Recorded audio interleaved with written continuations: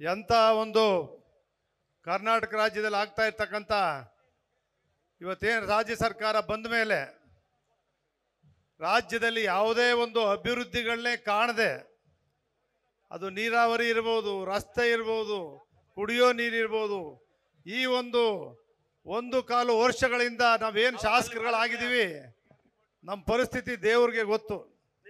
ಯಾವುದೇ ಅಭಿವೃದ್ಧಿಗಳನ್ನು ಕೂಡ ನಾವು ಜನಕ್ಕೆ ಮಾಡಲಿಕ್ಕೆ ಆಗ್ತಾ ಇಲ್ಲ. ನಮ್ಗೆ ಗೆಲ್ಸಿರ್ತಕ್ಕಂಥವ್ರಿಗೆ ಇವತ್ತು 136 ಜನವನ್ನು ಗೆಲ್ಸಿರ್ತಕ್ಕಂಥ ಕಾಂಗ್ರೆಸ್ ಪಕ್ಷದ ಸರ್ಕಾರ, ಸಿದ್ದರಾಮಯ್ಯನವರು ಮುಖ್ಯಮಂತ್ರಿಗಳಾಗಿ, DK ಶಿವಕುಮಾರ್ ಅವರು ಉಪಮುಖ್ಯಮಂತ್ರಿಗಳಾಗಿ ಈ ರಾಜ್ಯವನ್ನು ಏನು ಆಳ್ತಾ ಇದ್ದಾರೆ, 1 ವರ್ಷವಾದ್ಮೇಲಾದರೂ ಕೂಡ ನಮ್ಮ ಅಭಿವೃದ್ಧಿ ಕೆಲಸಗಳು ಆಗ್ಬೋದು ಅಂತೇಳಿ ಕಾಯ್ತಾ ಇದ್ದು.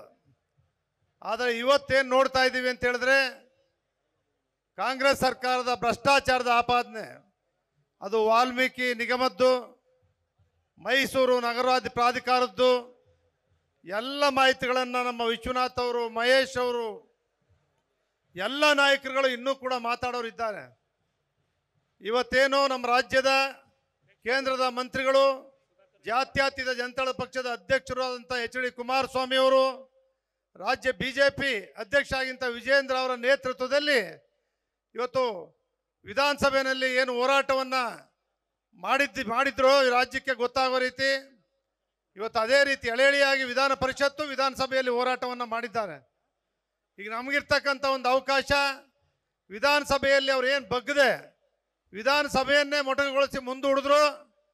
ಎಲ್ಲ ಕಾರಣಗಳಿಂದ ಬೆಂಗಳೂರಿಂದ ಮೈಸೂರಿನವರೆಗೆ JDS ಪಕ್ಷ, ಭಾರತೀಯ ಜನತಾ ಪಕ್ಷ ಎರಡು ಜೊತೆಗೂಡಿ ಪಾದಯಾತ್ರೆಯನ್ನು ಮಾಡುವ ಮೂಲಕ ಈ ಕಾಂಗ್ರೆಸ್ ಸರ್ಕಾರಕ್ಕೆ, ಇವತ್ತೇನು ಕಾಂಗ್ರೆಸ್ ಸರ್ಕಾರ ತೊಲಗಬೇಕು ಅಂತೇಳಿ ಇವತ್ತೇನು ಹೋರಾಟವನ್ನು ಮಾಡ್ತಾ ಇದ್ದೀವೋ, ಈ ಹೋರಾಟಕ್ಕೆ ನಮ್ಮ ಎಲ್ಲ ಜನತೆ ಸ್ಪಂದಿಸ್ತಾ ಇದ್ದಾರೆ. ನಾವೆಲ್ಲರೂ ಕೂಡ ಒಗ್ಗಟ್ಟಾಗಿದ್ದೀವಿ. ಆದರೆ ನಾವು ಕೂಡ ಕೋರ್ ಕಮಿಟಿ ಅಧ್ಯಕ್ಷನಾಗಿ ನಮ್ಮ ಕೋರ್ ಕಮಿಟಿಯಲ್ಲಿ ಒಂದು ಸ್ವಲ್ಪ ದಿನ ಮುಂದೂಡಬೇಕು ಅಂತೇಳಿ ಮನವಿಯನ್ನು ಮಾಡಿದ ನಿಜ.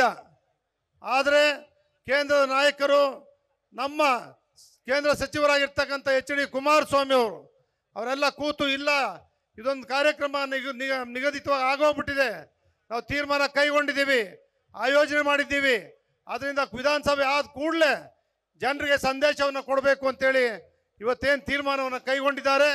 ಈ ಪಾದಯಾತ್ರೆ ಈ ಕರ್ನಾಟಕ ರಾಜ್ಯದ 6.5 ಕೋಟಿ ಜನರಿಗೆ ಒಂದು ಸಂದೇಶವನ್ನು ಕೊಡ್ತಕ್ಕಂಥದ್ದು, ಕಾಂಗ್ರೆಸ್ಸಿನ ಭ್ರಷ್ಟಾಚಾರವನ್ನು ಬಯಲಿಗೆ ಎಳಿತಕ್ಕಂಥದ್ದನ್ನು ನಮ್ಮ ಎಲ್ಲ ಜನರು ತಿಳಿಸ್ತಕ್ಕಂಥ ಕಾರಣಕ್ಕೋಸ್ಕರವಾಗಿ ಈ ಪಾದಯಾತ್ರೆಯನ್ನು ಪ್ರಾರಂಭ ಮಾಡಿದ್ದಾರೆ.